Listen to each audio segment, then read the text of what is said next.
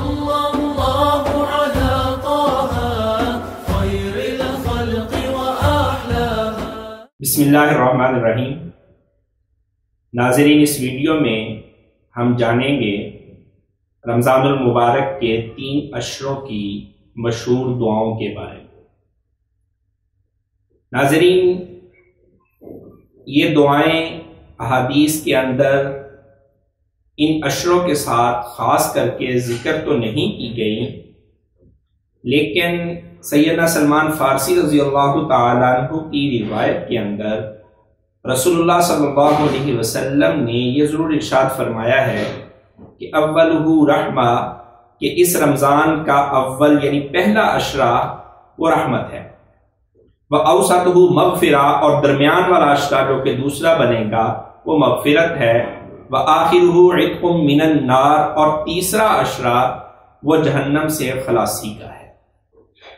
تو اس روایت کو سامنے رکھتے ہوئے بعض بزرگان دین نے اس حوالے سے 3 دعاؤں کا ذکر کیا ہے کہ رحمت کو سامنے رکھتے ہوئے پہلے عشرے کے اندر اس دعا کا اہتمام کیا جائے، رب اغفر وارحم وانت خیر الراحمین، اور دوسرے عشرے کے اندر کیونکہ مغفرت کا عشرہ ہے اس لیے استغفار کی کثرت کی جائے اور یہ دعا مانگی جائے، استغفر اللہ ربی من کل ذنب واتوب الیہ.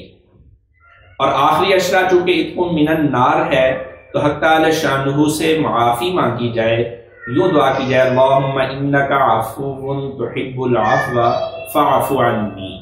اور یہ دعا تیسرے عشرے کی جو معروف ہے، یہ اللہم اجرنی من النار کے الفاظ کے ساتھ بھی بعض بزرگوں نے اس کو نقل کیا ہے. البتہ اللہم انک عفو تحب العفو فاعف عنی والی دعا سیدہ عائشہ رضی اللہ تعالی عنہ کو رسول اللہ صلی اللہ علیہ وسلم نے جو طاق راتیں ہیں ان میں مانگنے کی تلقین بھی فرمائی ہے.